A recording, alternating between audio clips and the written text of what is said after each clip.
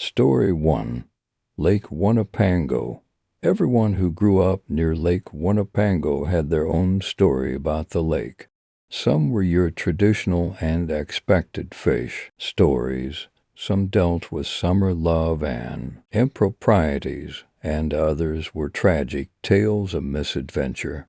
And then there were the other stories, ones that spoke of great loss, the kind that does not stop when the suffer passes on. Lake Winnepango held deep, dark secrets on its sandy bed, and sometimes those secrets floated to the surface. I remember well the night I myself caught me face to face with one of those secrets. All my years of trying to forget have done nothing but burn it more firmly in my thoughts. I was never the fishing type. While it was the month's common pastime for those who lived around the lake, it was just never my thing. I did not have the patience or the appetite for the long hours spent catching the local fare. It seemed wasteful to haul them up and toss them back in. Still, like most folks around the lake, I had my boat. It was little more than a rowboat, I mean. It had a tiny outboard motor strapped to it, but I rarely used it. You see, I took the boat out not for fishing or swimming, but just to enjoy the water. I always went out at night, and the growl of the motor seemed overwhelming in the otherwise peaceful setting. So I used it as a chance to get a good workout in, rowing along to a few of the calm, quiet spots I knew of. The night in question was one of those nights hanging in between spring and summer. The air carried the thick humidity of summer, but still settled on the cool side of warm. It was heavy with the hopes and aspirations of summer. The crickets, frogs, and cicadas had all started their raucous chorus, so I would say it was anything but quiet out there, but out on the water it was still peaceful. There's something about Lake Winnepango that just feels right when the critters are singing out of key.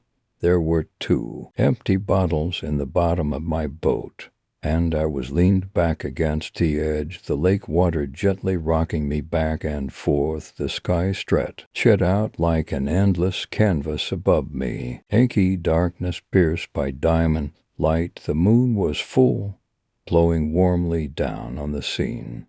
I know that this memory is colored by nostalgia, gassed, glorious in contrast to the events that were to come. But I don't know if I could imagine something better and more peaceful than that evening. Maybe that's why it had to go so wrong. Perhaps beauty and peace like that simply cannot exist in this world for long. The balance must be righted. In that moment of peace, there was a splash. Now, anyone who has spent much time on isolated waters can tell you a splash does not mean much. I was surrounded by all sorts of wildlife that may have wanted to slide into the water, or a tree branch could have fallen in. Heck, it could have even been one of the many local fishes swishing to the surface to snag an unfortunate water skimmer. There was no real reason it should have caught my attention. Part of what bugged me is that it though whatever thoughts and reveries I had were lost and shattered along with the surface of the lake. I sat forward, scanning about. The boat listed a bit with my sudden movements, the bottles rolling and clanging in the bottom. The ripples began near an old fallen log that jutted its way into the river. Probably a turtle, I thought, swimming back to the shore after a long day of sunning. I tried to rest back against the boat, slipped back into my quiet contemplation, but my ears were on edge, straining for any other sounds. Silence, complete and total, save for the water lapping against my boat. The bugs and frogs had quieted down, and their absence made me feel suddenly self-conscious. I grabbed the oars to row back home, now feeling out of place on the lake that had always been home. As my paddles dipped into the water, I imagine I heard an echoing splash hiding in their noise.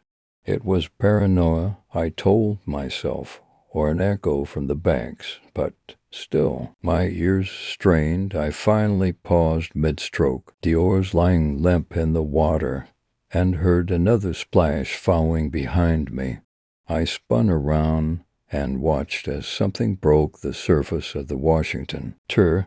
It was an arm, long and pale in the moonlight. I felt frozen to the spot, watching as the other arm rose and fell, gentle strokes pulling whoever it was steadily closer. I watched the faded shadow glide beneath the water, the feet arcing into the air and pushing it downward just before it reached my boat.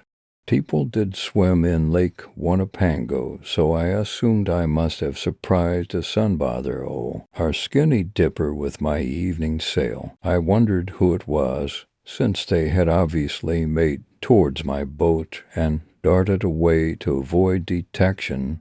My mind wandered to a couple particular T-Own's folk I would not mind stumbling upon skinny dipping, but before the thoughts could get too far, something bumped the bottom of the boat. I was alert and scanning the water, assuming it must be someone playing a joke on me after disturbing them. I was not too thrilled about the potential baptism I might endure if they took it too far. My goal was relaxation, not swimming in the murky water. I watched for them, trying to see when they would surface, but no one showed. The second bump was louder, sending me careening into the side and almost overboard.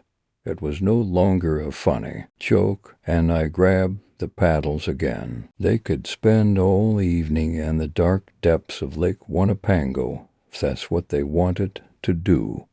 But I was going to go home and put an end to the long day. The paddle in my left hand barely moved in the water before something latched onto it, ripping it from my hands.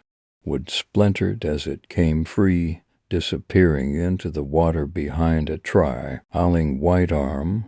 I watched it rocket to the bottom until I lost it in the shadows. I admit I was cursing up a good storm out there on my boat, down to one oar. It was going to take me a while to get myself home. This joke was not funny any longer. I took my remaining paddle and prepared for the long journey home. Only then a hand appeared over the side of the boat.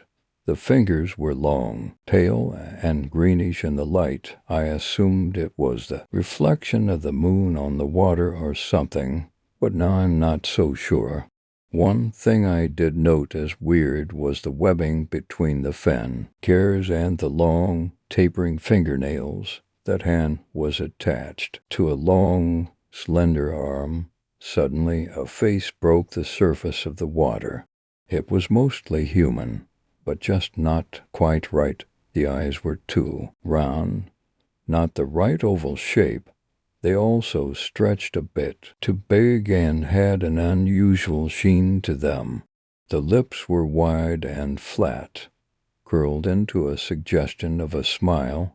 Overall, the face was somewhat flat, but she blinked those big, shining eyes at me, and I was caught. Her hand, a bit slimy, very cold, trailed along mine, winding up my arm. I felt myself leaning towards her, enraptured at the unnatural beauty. Her hair lay in wet ringlets along her body, and it was clear she was completely naked below the water. I could not tell you what else was going on in the world around me then, because my entire being was consumed with devouring her presence. It was as if I had never experienced human connection until that point. Her lips slipped into an alluring smile, an unspoken invitation to come closer.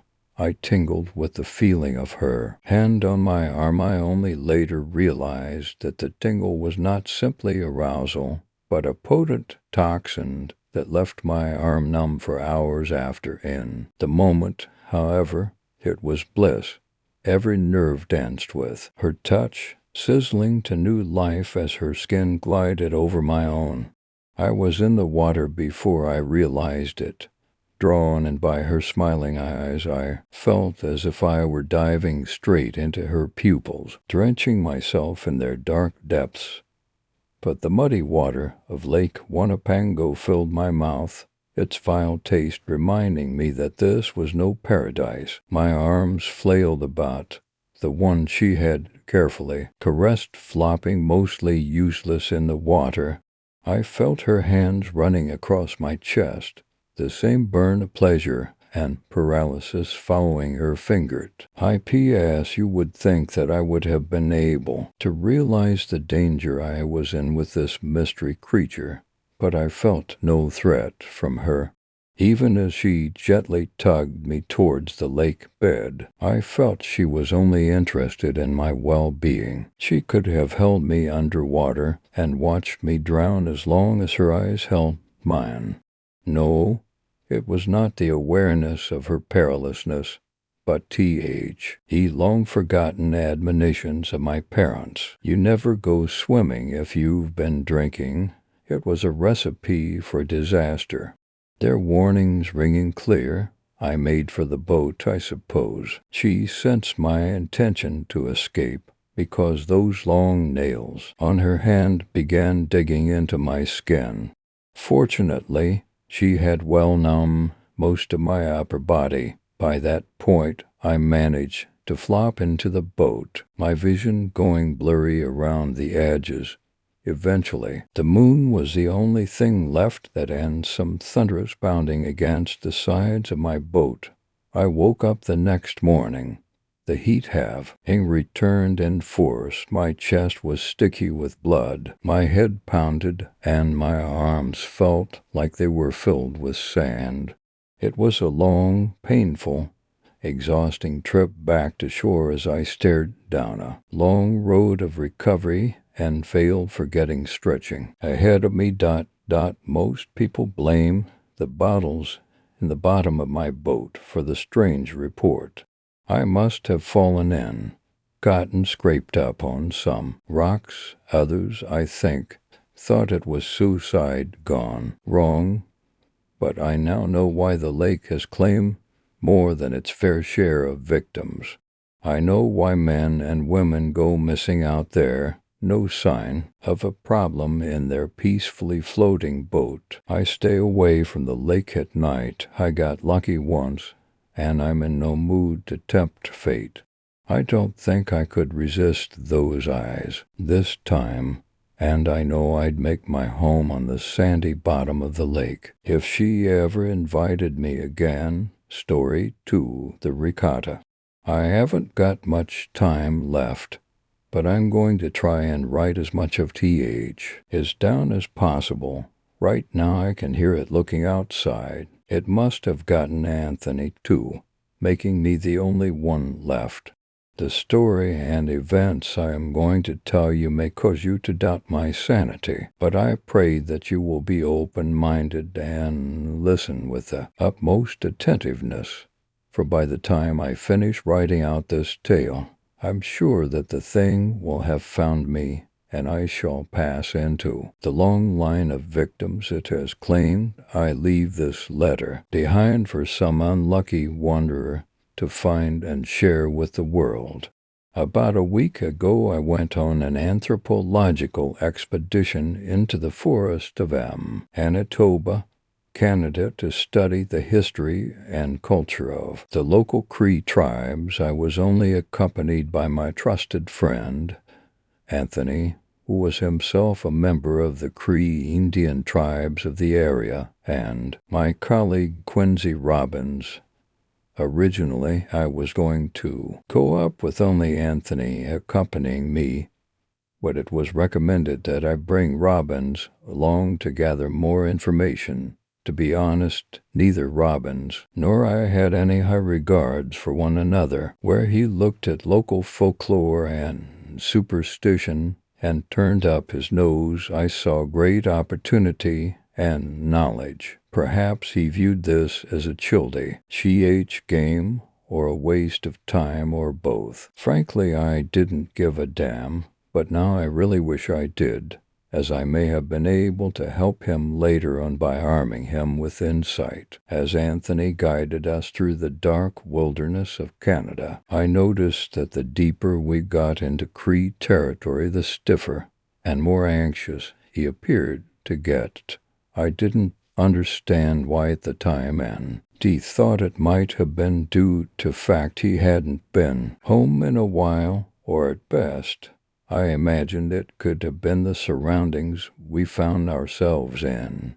After all, there are still many uncharted parts of wilderness here in Canada, and the ominous shadows that hung around would make any brave man shiver a little bit.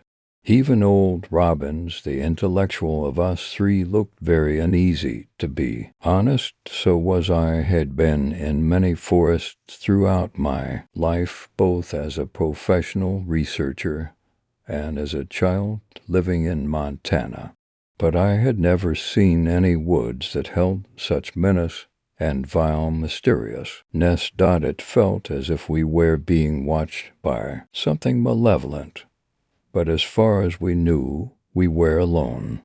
As we walked deeper into the darkness, we noticed that it was starting to snow. No surprise to us, as we were in a very cold part of the world, but it didn't lessen our nerves to any degree. Suddenly it started to fall heavily, so much we all were blind. I called out to Anthony, why, to figure out where he was. The direction his voice responded couldn't have been more than 10 feet away from me. I called out to Robbins, and I heard a frantic cry for help. I called out again, and determined he was further back down the path. Why the hell was he back there? I slowly stumbled around, trying desperately to find our missing person among this veil of white. Although I had I'd contempt for Robbins. He was a human being, and I couldn't leave him to freeze to death in some god-forsaken forest. I found him lying on the ground, surrounded by a blanket of red snow. When the storm hit us, he must have lost his balance, stumbled, and accidentally stabbed himself with his hunting knife, leaving a horrific gash in his leg.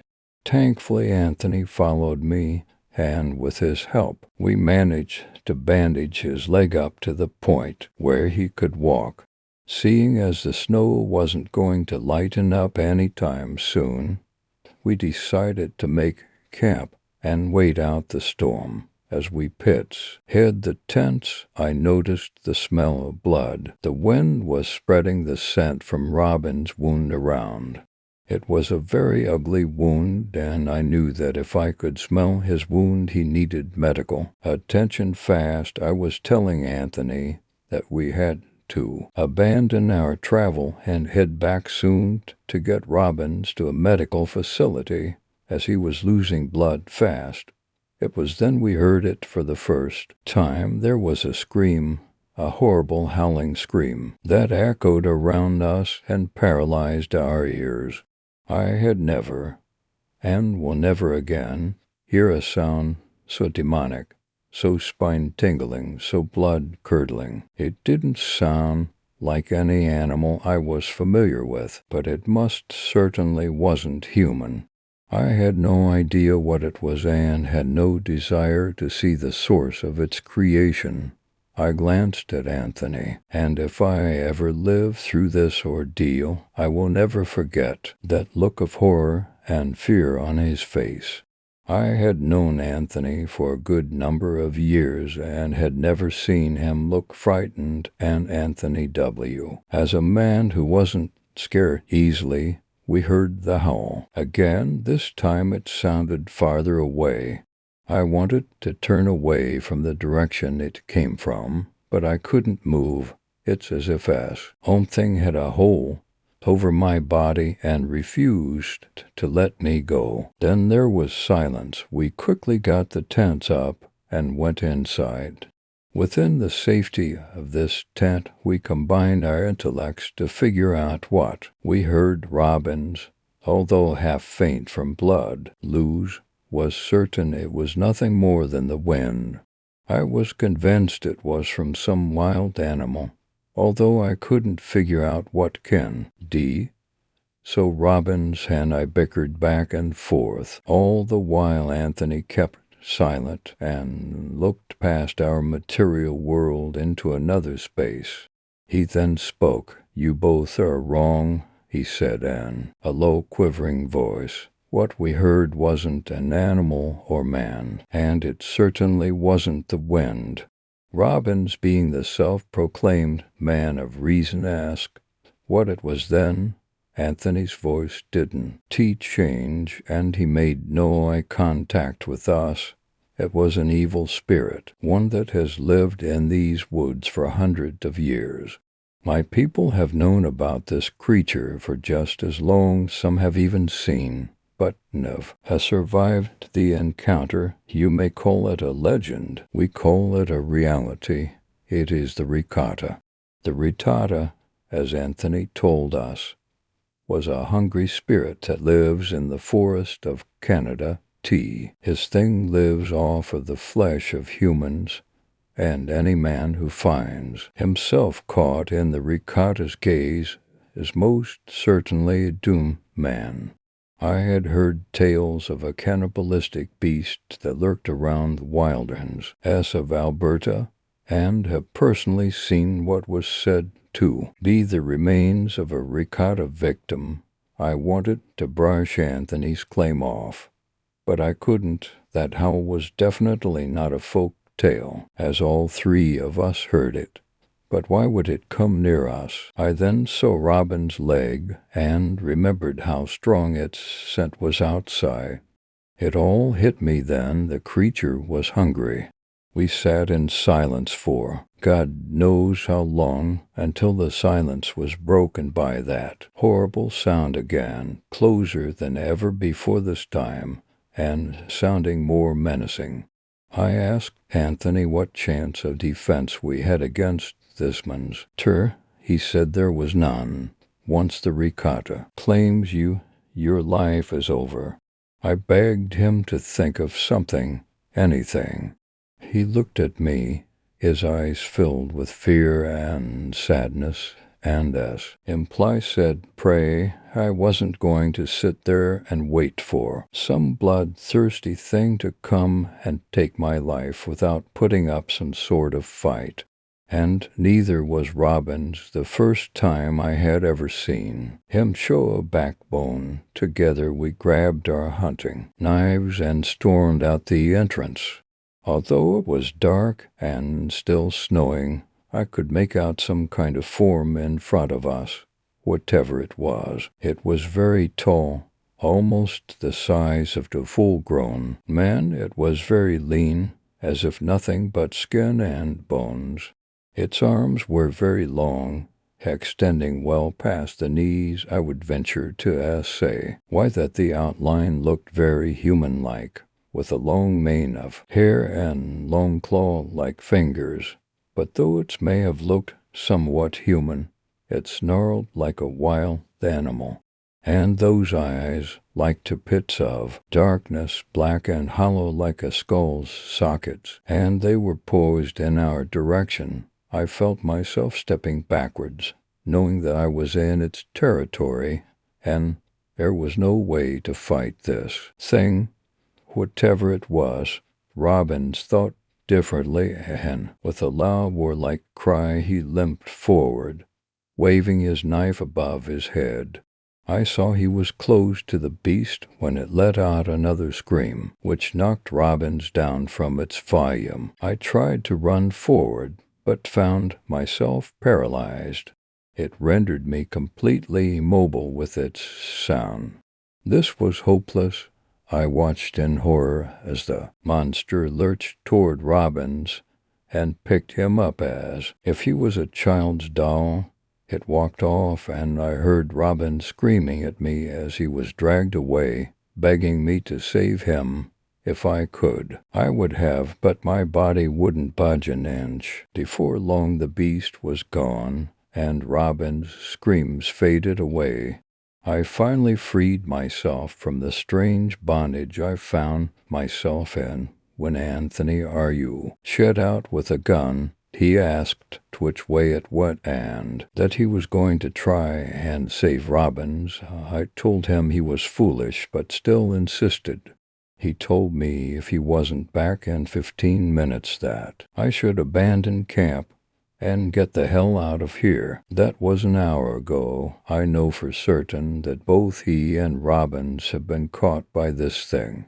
Even now I hear the rustling of the snow of something slowly coming this way toward the tent. So why am I still here? I don't even know the answer to that. I fear my time is up, and I want to end this story with a warning. No, all legends are merely folk tales. There are some that are as real as the sun in the sky, and I wish I could make you believe me, but I'll never get that chance. Perhaps it's best to leave this as it is, as just a story, but there may be others who shall experience this horror themselves. I pray to God no one else will have to. That's all I can write now. It's all over. Here it comes. Story 3. Smiling Jane Doe. At no point during the night was she more than a half-mile from the police station, but the park was thinly lit, and the road snaked through forest in both directions. I took a personal interest in her story after I learned about how badly her body had been mutilated. The details continue to flood in, and I am still working to tease apart the evidence. What is undeniably clear is that a killer still roams free. He is out there somewhere, and he is stalking new victims in the neighborhoods that I call home. For this reason, I can for now only insinuate many of the things that I know. To reveal certain details would be to paint a target on my own back, and so they cannot be shared here. With that said, here are the facts as I understand them about the night that Smiling Jane Doe died. They named her that way because her lips had been peeled away with a blade. It was her bared teeth, glinting like wet porcelain in the dawn's light, that first drew the attention of the jogger who discovered her body. The park where she died is a famous one, and Smiling Jane Doe was not the first woman to be murdered there. I fear putting too fine a point on the location of this place, so let me just say that this park is located inside my nation's capital. You have likely heard this park's name before. Locals will be glad to tell you about how the unlit roads wind deceptively through the wilderness here, and how those same roads become especially treacherous at night. They might also mention how the bridges arc high over the lower roads beneath them. These are the sort of bridges that make push and fall murders appear neatly like suicides. Smiling Jane Doe was from out of town. She was likely in the city that weekend just to take in the sights. No abandoned car was ever found that could be tied to her. If at some point she had been carrying a purse or a wallet with ID inside, then it seems that the killer took that clue to her identity with him. We can't yet guess how or why she had traveled to the district, or where it was that Jane called home before she died. It's possible that she was hitchhiking and found herself here entirely by chance, or instead, Jane may have been visiting this place deliberately.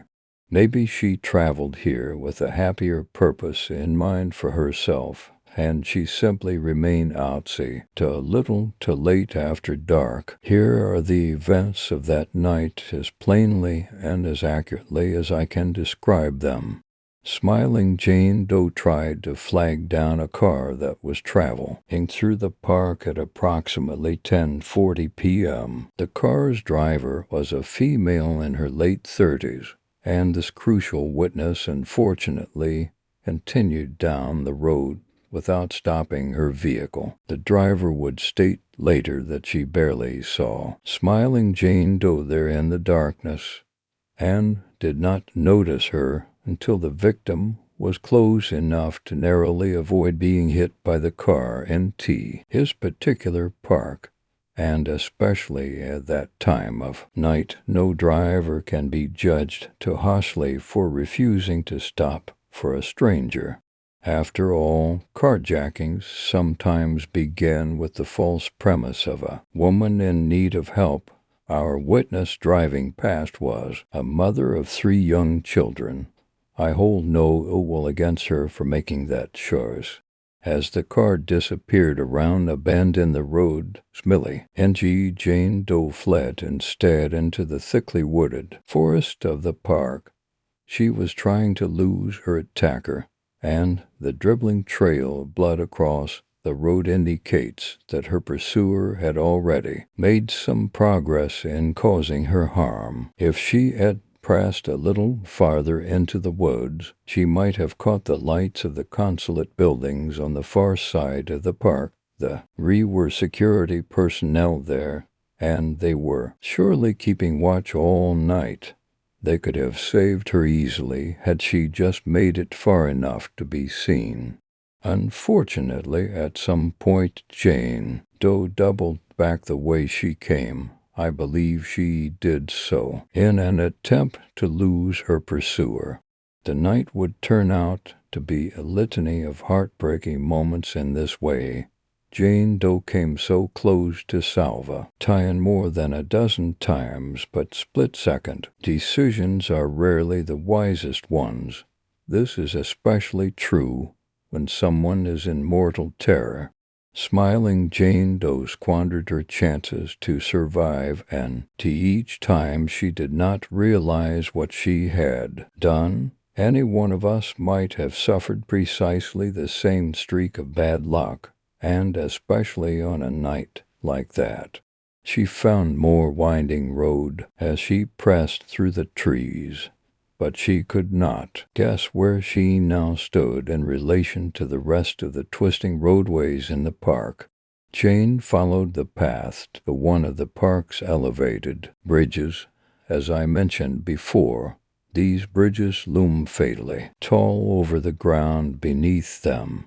They are the kind of structures that can make murders look like accidents or suicides. It was at this point Jane spotted an ambulance speeding over the bridge from the opposite direction.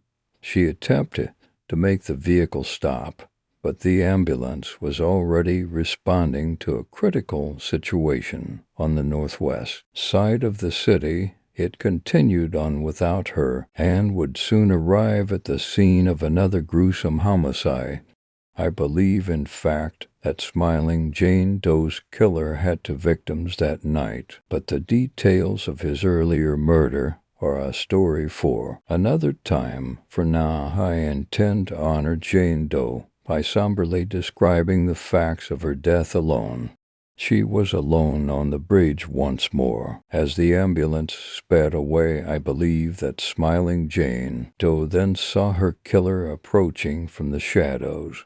She likely considered jumping from the bridge, hoping perhaps to end the awful pursuit once and for all by plunging to her death. This assumption, supported by the bloody footprints that were found on the bridge's upper railings, trace evidence suggests that she decided at the last moment against leaping. She continued on with footfalls that indicate a sprint. She was fleeing down the road, At this point it bears mentioning that smiling Jane Doe was indeed barefoot, and that she was bleeding from her feet due to the loss of her shoes. I believe that our unknown killer confiscated Jane's footwear simply to torment her.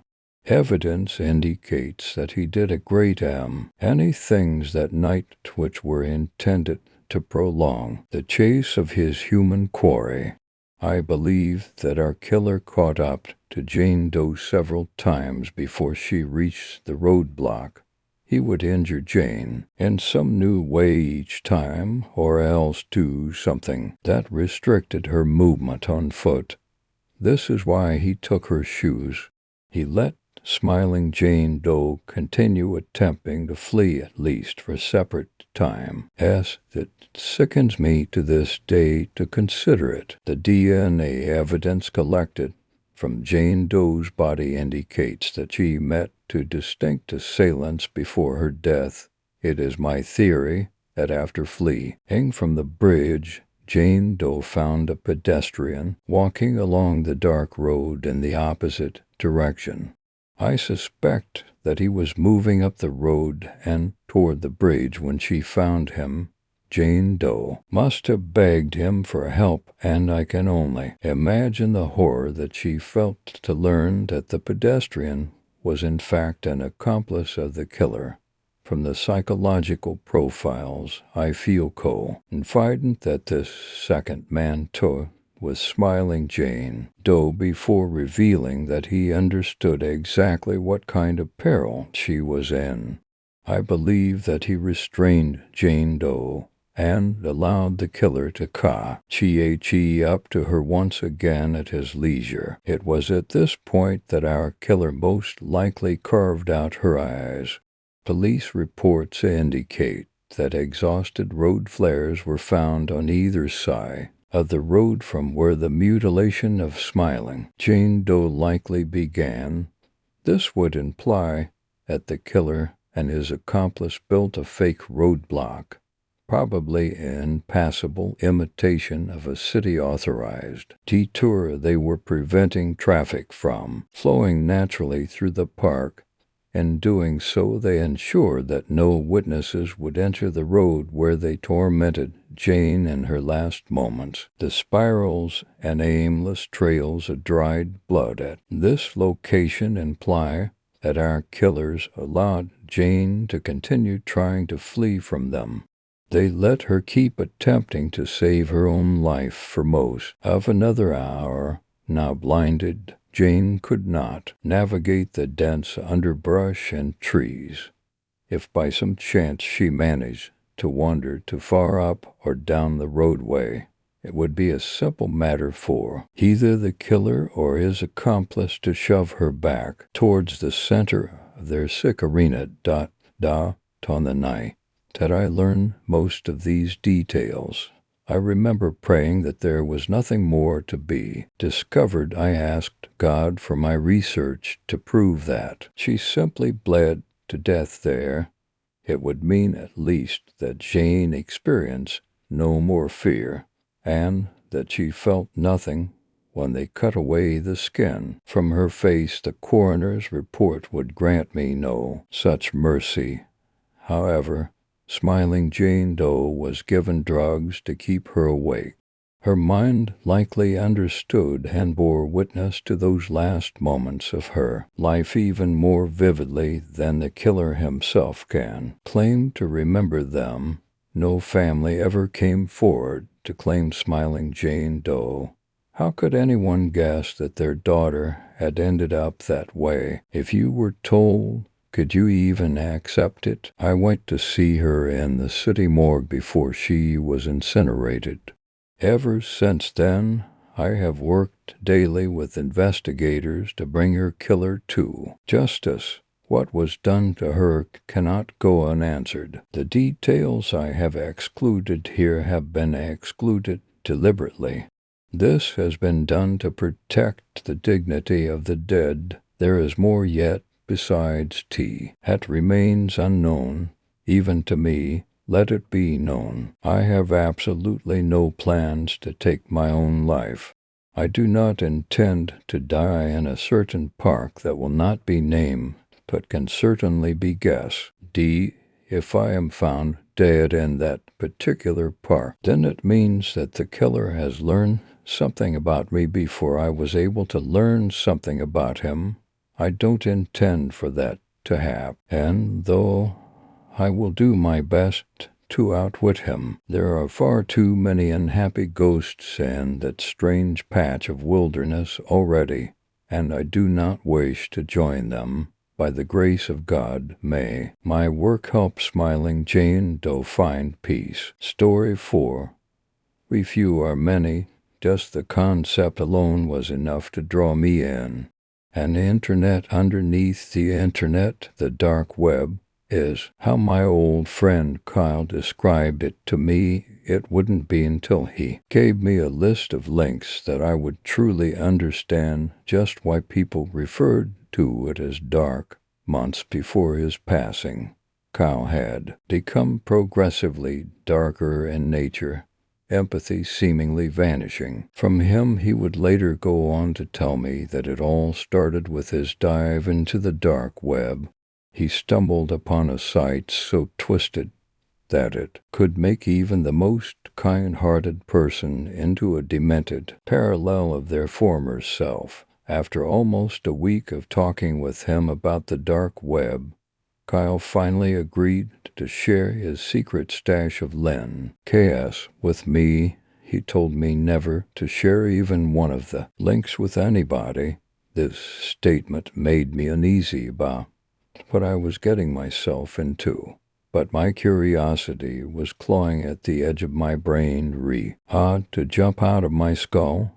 I had to see this for myself. To do so, I would need to meet him the next day at the old library in the center of town. The next day I was exhausted. I had stayed up into the early hours of the morning, scouring the internet for more information on the dark web. I found videos talking about underground drug trade sites and people who claim to have first-hand experiences that scarred them for life. Hearing of these kinds of things might turn away a normal person, but I wasn't one of them. It was almost 9 when I arrived at the library. Kyle and our good friend Justin were waiting for me, sitting on a bench just outside the front doors. Justin smiled, happy to see me, and got up to give me a hug. Kyle remained seated. T also seemed happy that I had arrived. We spent the morning hanging out, grabbing a bite to eat from our local coffee and bagel shop. From there, we made our way to what Kyle referred to as THE Nest. This was a wooden fort we built years ago, located in the woods behind the local supermarket. Upon reaching the nest, Justin and I noticed that Kyle had done some redecorating of sorts. What had always been just a plain wooden fort was now completely covered by black tarps. He said that he had been spending nights out there and didn't want any homeless people to stumble across the place. Unusual, yes, but it was clear that Kyle was troubled. We didn't want to interfere with his way of coping with whatever he was going through. We all sat down on old chairs that I'd found in the dump a while back. Kyle reached into his pocket and pulled out his phone. He opened his note app and asked if I was sure I wanted the list. I said that I was. He copied the list, pasted it into a text, and sent it to me. He told me not to open it until I was ready to begin my dive into the endless cavern that is the deep web. I agreed, and the text was sent as if he had forgotten about something important. Kyle abruptly stood up and then left. Justin and I asked where he was heading, but he was sparse in his reply, saying he had some business to take care of, shrugging this off as another one of Kyle's quirks. Justin and I spent the next few hours just sitting and talking. He told me about how Kyle had helped him find this app to meet people on, and how he now had a date with a girl the next town over. I was happy for him. He was a good guy, but never had any luck with women. I asked him if he remembered our UL first kiss back in second grade. He laughed and gave me a love tap on the shoulder. Since then, him and I had become good friends. When I got home in the early afternoon, my mom was asleep on the couch. She had worked another double. I grabbed a blanket off the love seat and draped it over her to keep her comfortable.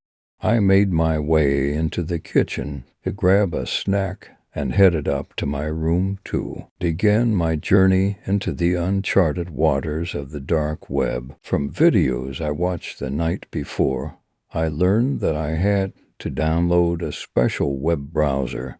It was one of the few ways to access this part of the internet. As it installed, I opened up Kyle's text and quickly scrolled through the links. He had sent me a good 15 or so to peruse. After the install finished, I opened it up and entered in the first link on the list. It took a moment to load, but I was eventually greeted with a welcome page to an underground video share site. I spent a few minutes scrolling through the videos, looking for a good one to watch. There was one title that caught my eye. It was a video from our local McDonald's. Quickly I clicked and watched. Once loaded, I realized I was watching security footage. Dated just 3 months ago, I saw my friend, Katie, who worked overnight there. She was standing in the middle of the frame, slowly backing away from the counter. It was hard to make out exactly what was going on at first, but after a moment, the footage became clear. She had rolled up her sleeves, seemingly freaked out at the appearance of her arms. I noticed movement underneath the back of her shirt, as if a gust of wind had swept through the eatery. Further into the video, she was reaching into the ice cream machine. The footage went fuzzy for a moment, then became clear again, showing Katie bolting out the door. She had gone missing a few months ago, and I wondered if this was the last time she was seen. The whole town thinks she killed her father, because he was found dead at their home the same day she disappeared. Freaked out, I exited the browser and sat silently for a while. After gathering up the courage, I reopened the search engine and typed in the next link on the list. I was directed to a site that contained live feeds from what are known as red rooms. I clicked on the first stream and watched as a hooded figure beat a woman strapped to a chair. I quickly left the site when the man looked directly into the camera and pulled out a knife from his pocket. I didn't want to see what would happen next. Continuing through the links, I came across more and more disturbing sites. One of hacked baby monitors, a child trafficking site, and one containing a list of classified federal cases. The first one was titled, "No, Our Family," a name I distinctly remembered hearing on the news before. Finally, I entered in the last link. My monitor turned pitch black. After a moment, a small flashing line appeared in the middle of the screen. Assuming something was wrong with the link, I attempted to exit the page, but the screen was locked in place. Words then began typing themselves out in front of my eyes. Hello, Jamie. We are the silence. We are the solitude. We few are many, and soon you might finally wake up. Who was doing this? How did they know my name? Two buttons appeared on screen. After the text, the one on the left read join, the one on the right read exit. Officially freaked, I darted my cursor to the exit button. I was met with a small pop-up message informing me that exiting was not allowed. Random images appeared, too fast for me to focus on any single one. When it stopped, I was shown a live feed of myself. My webcam had been turned on, and horror. I tried to turn off my computer, but to no avail. It remained on no matter what I did. A demented lullaby then played through my speakers. I sat there for a moment just listening to it, confused and anxious as to what was going on. At the end of the tune was a loud scream. Startled, I got up to run from the room. I heard what sounded like the front door of my house being kicked in. I screamed for my mom as I ran out. I heard her scream, along with the sound of a man telling her to shut up. When I finally reached the base of the stairs, she was being dragged out of the house. Another man stood just staring at me, frozen, at the bottom of the staircase. Who are you? What do you want? Where are you taking my mom? I shouted, dashing at the hooded man in front of me. I was met with his fist. I hit the floor hard and passed out. When I came to, I was in what looked to be an abandoned warehouse. My hands were bound behind my back. I struggled, trying to get myself free, but couldn't. I looked around and found my mother tied up just a short distance away. I shouted to her, desperately trying to wake her. She remained unconscious. My ears rang as if someone had clapped their hands right next to my head with tunnel vision. I tried to scream, but couldn't even feel my vocal cords vibrating to make a sound. When my vision returned, a creature whose appearance I cannot for the life of me remember, was floating above the ground at just a few feet in front of me. Though its appearance escapes me, I do recall it staring at me, its eyes a bright fiery orange. It held its hand to me, and I began to float too. My bonds became loose as I hovered towards the creature. It wrapped its hand around my face. The feeling was indescribable. Through its fingers, I could see a light emanating from within, something leaving my mouth, being absorbed by the beast.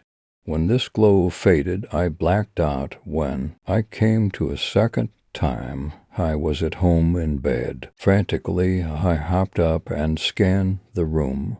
Kyle was sitting on the chair in front of my computer. My mother was knocked out, laying on the floor next to my bed. I was still terribly afraid, but also angry at Kyle for what I'd gone through.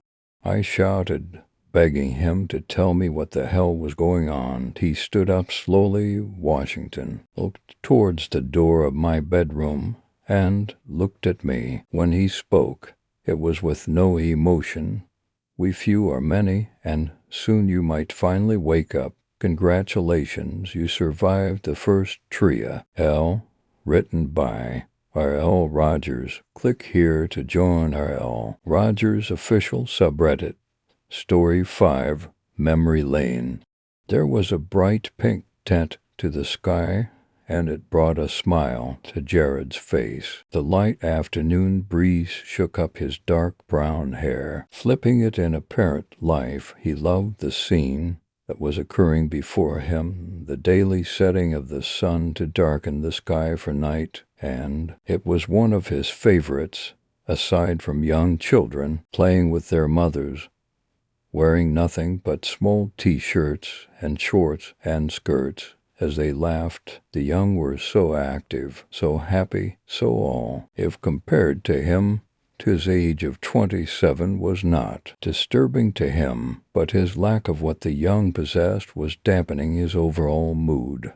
His lack of energy of movement, of happiness. The young were so eager to touch the occasional ant when in playgrounds, to discover and to learn with an urge that rivaled even the most death-wishing explorers.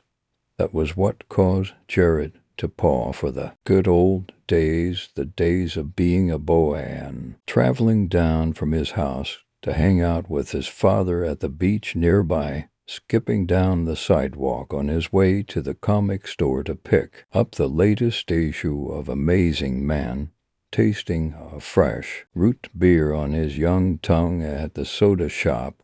Most of all the days when his mother had been alive, the funeral was harsh. Cold rained out like a scene from a movie. Jenny had been absent. She had recently accepted an acting job in some play in New York City, and had certainly been missing it on purpose. After all, she and Mom had been on not-so-friendly terms after she was fired from her job at the theater for swearing out a 9-year-old kid who so happened to have been looking underneath her skirt. James had been devastated, cried on for days after they lowered her into the ground. Jared knew that he was heartbroken. He was their mother's favorite after all. Jared hadn't heard from him since the funeral. He knew how hard it was, but he didn't let it keep him down. He just kept on moving. He heard the hoot of a nearby owl and snapped back to the present. He stopped walking, a silent figure in a world of trees, oak giants that towered over him, standing in power and age over him, reminding him how small and insignificant he was compared to the massive canvas of the universe, stars and all. He remembered the period after the funeral, the drinking problem, the move from his house in California to a cabin in the middle of the woods in some small town called Darkness Falls, Oregon. Sure, it was painful leaving behind all his memories from his boyhood behind, but at the same time, it felt like a new start. A fresh, clean slate. The cabin was small, old wood, 1 bedroom, 1 bathroom, small kitchen, and a small living room with no television. The nights were the same like in California. Dark sky, stars painting it, but with the sounds of crickets echoing in the distance, keeping him awake. He smelled something. It was instant, like a subtle introduction of the scent in the air. He sniffed, taking it in with a single intake of air. His mind detected a particular scent again, analyzing it in a microsecond, comparing it to the hundreds and thousands of various smells he remembered. He came to a conclusion that sent his mind into a state of confusion. Sea salt, the memories of walking down the beach, white sand burning his feet, came back to him faster than the speed of light, shell-shocking his brain, rocking it. The scent was undeniable.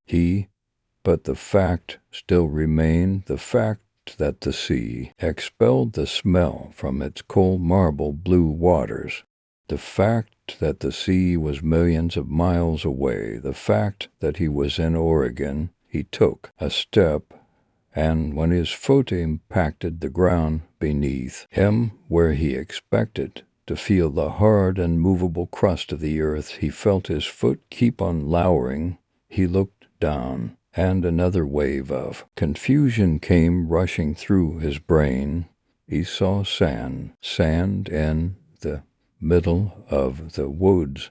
The sand was white, sun white to be honest, and was the same as beach sand. His foot had penetrated the soft matter, and he could see that the sand was consuming his foot up to the ankle. The sand was in a small pile, the size of the hill one would make if he or she dumped sand from a buck. At the sight caused Jarrett a step back, confusion overtaking his mind, and kneeled beside it, lowering to one knee.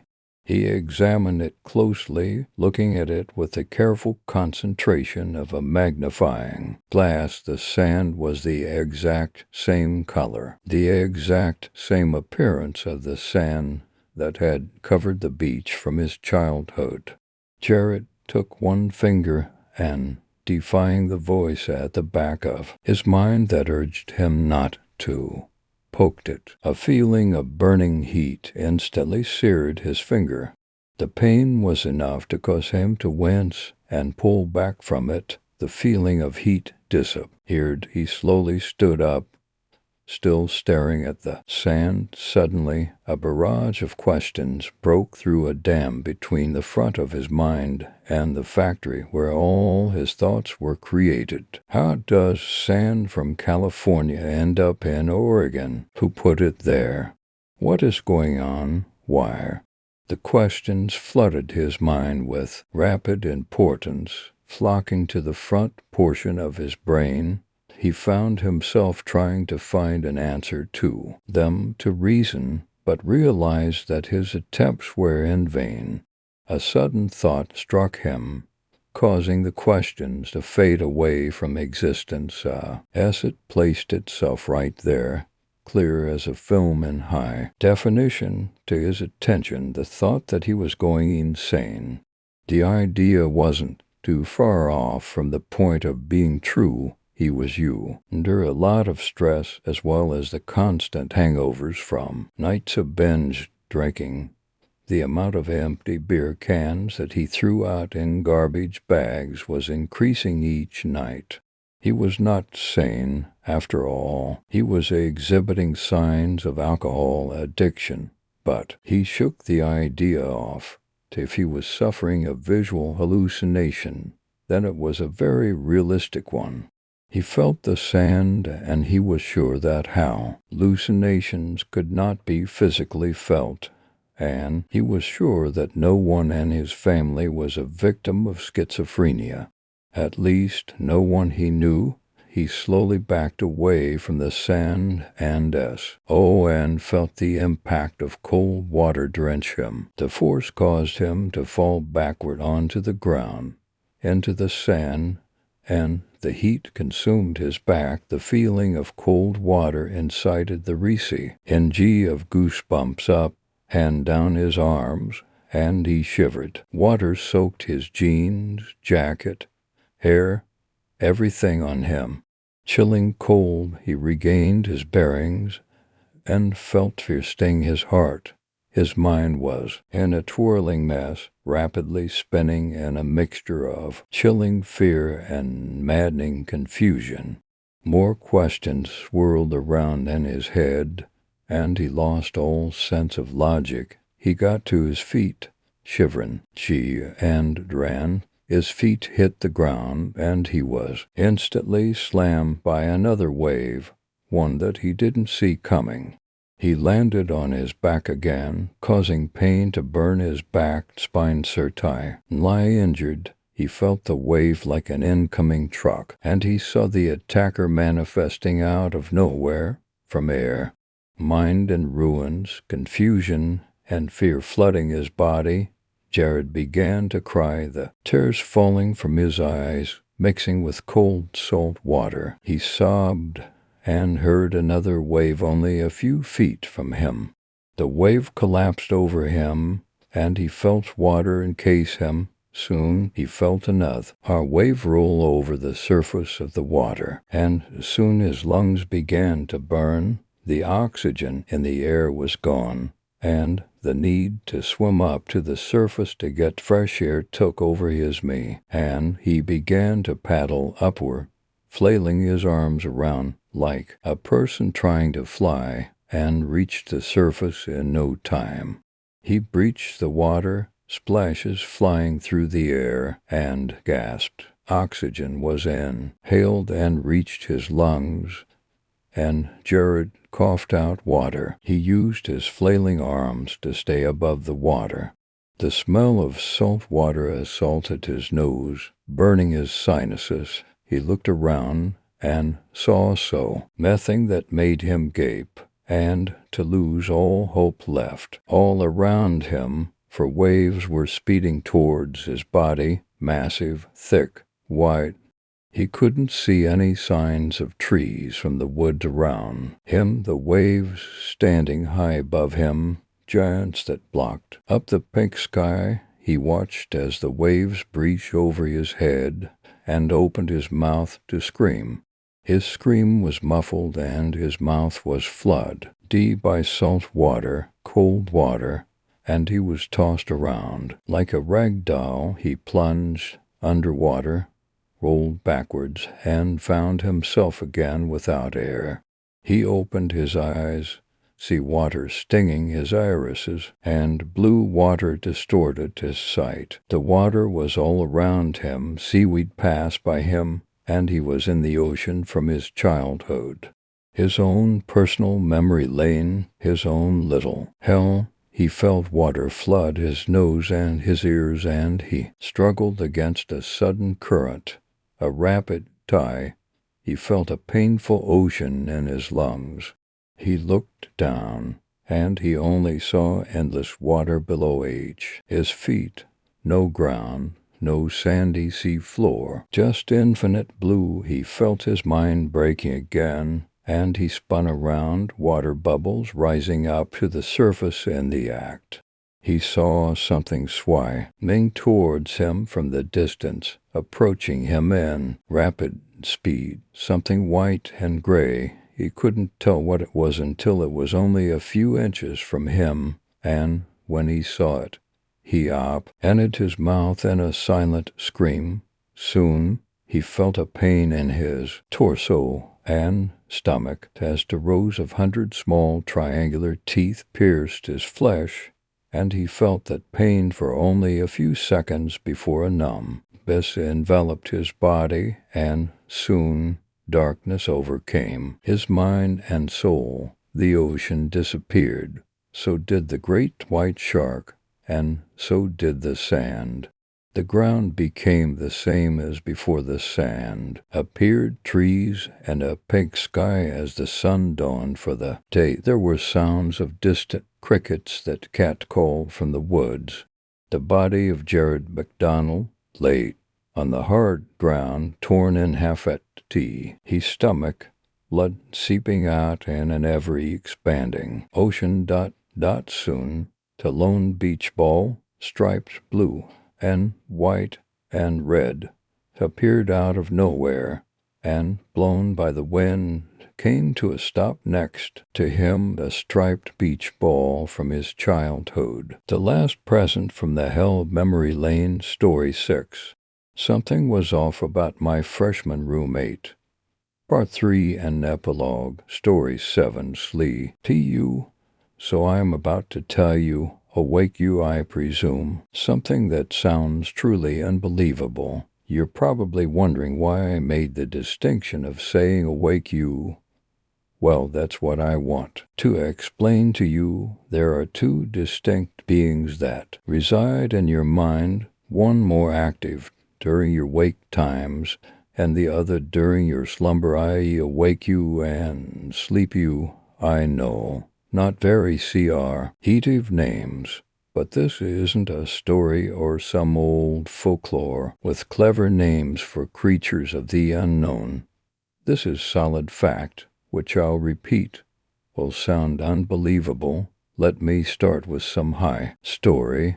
I did some research, and it seems to be that at a certain point in human evolution, we didn't sleep much, being the weak and powerless species we are. It's not hard to see why very less sleep would be beneficial to primitive man.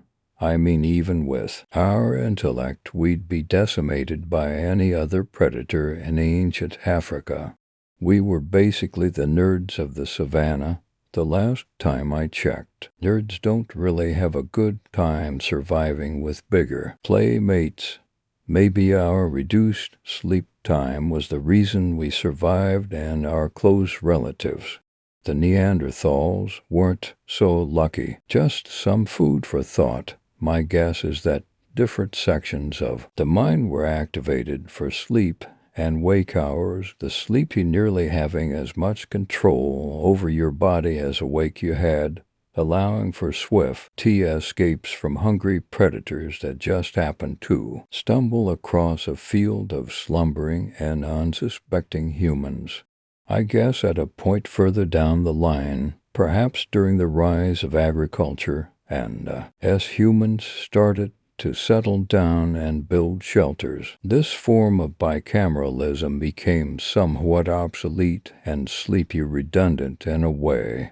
Eventually, I assume it became kind of weird and unsightly seeing people roam around aimlessly at night, and as the church and other monarchs rose to power, didn't take long for guillotine-happy individuals to call anyone who partook in tea. His phenomenon a heretic, to which are straight-up demons sent by Lucifer himself, extinguishing them which were likely the last remaining humans, with an active sleep counterpart, leaving the sleep counterpart trapped with, in the mind, the thing about the mind, which is sleep-us's plane of reality, is that it is a hellish and chaotic landscape, filled with anything your mind conjures up and is exposed to during awake you's wake hours. You see sleep you's plane of existence is completely based on what seeps into awake you's mind, a sort of subsection of the true universe that receives information through awake you's experiences through the day. Things entering this plane are rarely ever in their true and pure form, the scenery always distorted, and the beings contorted. The fact is the true universe is truly mainly materialistic, but your mind is another story entirely. The mind is capable of creating the worst of scenarios and the most disturbing scenes that could never exist in the true universe. To think of what goes through the mind of a perverted child necrophiliac, replaying the sounds of his victims' cries constantly in his mind alongside the most horrific visuals of him defiling their dead bodies. No sentient being should be forced to live through such an environment. You could take this little piece as a cautionary tale telling you to be more considerate when you think, but that's not the reason I'm writing this piece. This is more of a warning message, or at least a heads up, because frankly I doubt there's anything anyone can do about what I am going to explain. As you can probably tell, if sleep you could find a way to somehow exist in the true universe, it would take the opportunity immediately. You can't really blame sleep you from wanting to exist in the true universe. I mean, if you knew from the moment of your conception that you were living in a fraction of reality, wouldn't you want to experience the bigger picture, the bigger truth? You might say no now, but I assure you after a while you would die for a moment out in the sun. Metaphorically, of course. Now, what if I tell you there is a way for sleep you to be quote-unquote free? You're probably wondering how I would if such a thing is possible. This is not of major importance at the moment. And besides, you need more information to fully grasp how I do. Again, what I am about to say does sound unbelievable, but I'll still share it with you either way. The only way for sleep you to experience the true universe is for you, awake you, to switch positions with sleep you. I assume it has something to do with a law of physics or something. Two sides of the same coin can't be up at the same time or something like that.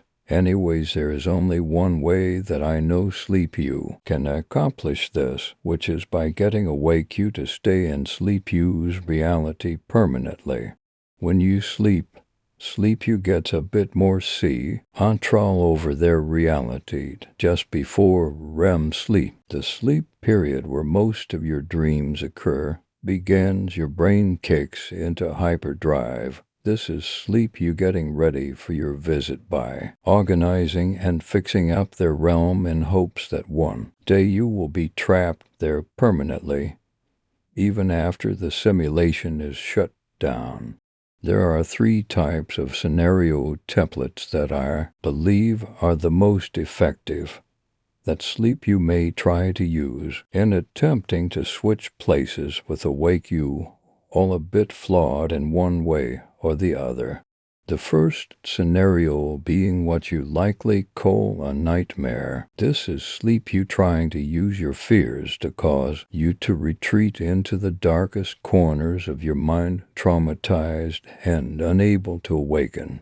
This is a more crueler way of achieving their end, but is only really done when sleep you has already been traumatized by what you, awake you, allowed seep into your mind during the day, a kind of karma treatment, I suppose.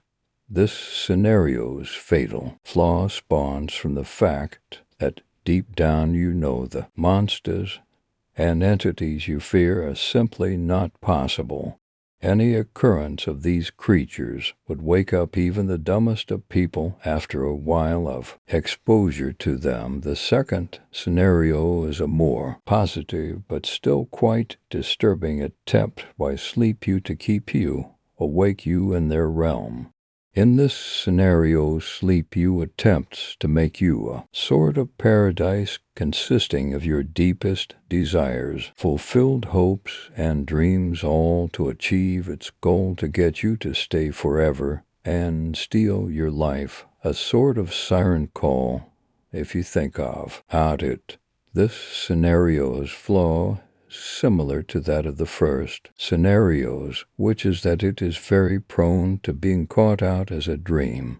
Not even the most optimistic people would be gullible enough to believe everything just happens to go perfectly their way, which again leads to the failure of the goal sleep you tries to attain. The last scenario sleep you attempts is hands down my favorite, mainly because of its simplicity, but also because it is the most effective in my perspective at least. In this scenario, sleep you simply attempts to mimic the true universe in your dream, making you none the wiser. This would have been a truly diabolical and foolproof attempt if not for its only hamartia. You see, as I said above, sleep you is only limited to what seeps in to awake you's mind, and most of what reaches sleep you's plane of reality is rarely ever in its pure and ideal form. This is a huge blow to sleep you's attempt. Having never experienced the true universe makes it quite difficult to grasp what is and isn't possible. This is likely why you tend to have doors that are meant to lead to somewhere else entirely in dreams. Due to sleep you's lack of understanding of the true universe, sleep you may incorporate fictional characters and events that you, awake you, may have encountered through fictional media such as comic books and movies, and tries to pass of the events as normal and casual, sometimes even making the dream look like a scenario one unknowingly. The best way, and the only for sleep you to overcome this obstacle, is through trial and error. Sleep you could also be aided by having an awake you that doesn't really partake in fictional media. You can only imagine how much easier it would be for sleep you to have a successful attempt with a reality free of abnormal creatures and monsters, a realm free of anomalies, the true universe without even trying to mimic it. So now you know all this, and if you're a curious and attentive fellow, you probably still have it at the front of your mind. I haven't told you how I know all this. I wish I didn't have to give you the cliché ending, but as you would have guessed reading this far into what you likely want to think is a tale I didn't get this information from a secondary source. You may likely like to refer to me as sleep me, as calling me awake me may just cause confusion. The true awake me has gone for a long nap. You're probably also wondering why I don't have an issue with you reading this tale. Well, it's simply because, like what I said at the beginning, you will never believe this. Even after everything I say, it is simply far just too unbelievable. Awake me was also similarly skeptical. Above all, I have to get this message across to sleep you somehow. Which better way to accomplish this than to have you read it, ensuring my words slowly but surely seep into your mind and into sleep you use realities, sleep you gradually getting better at understanding how this world works with every syllable you read.